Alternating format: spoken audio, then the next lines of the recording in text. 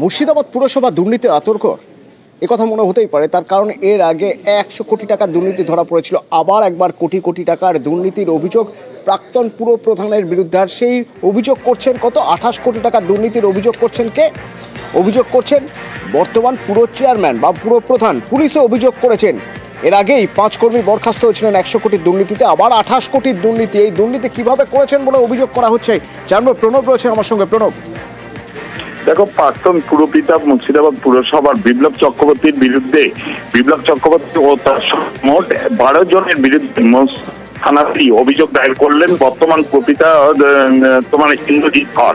এবং তার অভিযোগ, বিপ্লব চক্রবর্তী যখন 2015 থেকে 2021 সাল অব্দি তিনি ছিলেন, ক্ষমতায় ছিলেন, সেই সময় কোটি কোটি টাকা নয়ছয় হয়েছে। ড্রেন থেকে আরম্ভ করে, পার্ক থেকে আরম্ভ করে, সাইকেল স্ট্যান্ড থেকে আরম্ভ করে এই সমস্ত ভুয়ো বিল তুলে নেওয়া হয়েছে। সেই সমস্ত তদন্তে নেমে গিয়ে এই সমস্ত কাজ হয়, বিল তুলে নেওয়া হয়েছে। শুধু তাই নয়, বিপ্লব চক্রবর্তী তার নিজের আত্মীয়কে যে একটি ঠিকাদার সংস্থার কাছ থেকে কাজ করানো হয়েছে, কোন রকম টেন্ডার না করেই আগে থেকে টাকা তুলে নেওয়া হয়েছে, এই ধরনের অভিযোগ করা হয়েছে। এরই বিরুদ্ধে কিন্তু মুর্শিদাবাদ থানাতেও অভিযোগ দায়ের করেছেন বর্তমান পুরপিতা ইন্দ্রজিৎ ধর। যদিও বিপ্লব চক্রবর্তী এই নিয়ে কোন রকম ভাবে প্রতিক্রিয়া দেননি। তৃণমূলের যিনি সাংসদ রয়েছেন মুর্শিদাবাদের, তিনি কিন্তু আবু তাহের, তিনি কিন্তু বলেছেন পুরো ঘটনার তদন্ত হবে এবং পুলিশ তারপর আইনের পথে চলবে, তারপরে কিন্তু ধন্যবাদ।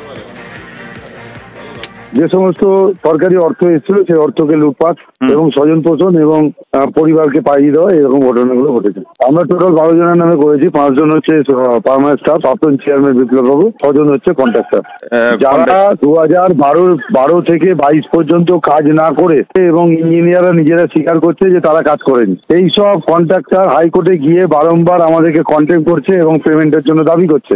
আমাদের যে সমস্ত কাউন্সিলর আছে ওয়ার্ড ভিত্তিক আমরা তদন্ত করে দেখি, অবৈধ কাজ করেনি। তো সরকার যখন ডিএলপি যখন তদন্ত করে দেখে না এগুলো সবটাই সরকারি অ্যাপ্রুভাল নাই, এবং যাদেরকে পাইয়ে দেওয়া হয়েছে যারা কাজ না করে হাইকোর্টে গেছে, আমরা যেটা করেছি 28 কোটি টাকা, 28 কোটি, এখন আরো তদন্ত সম্পর্কে আরো বেড়েছে।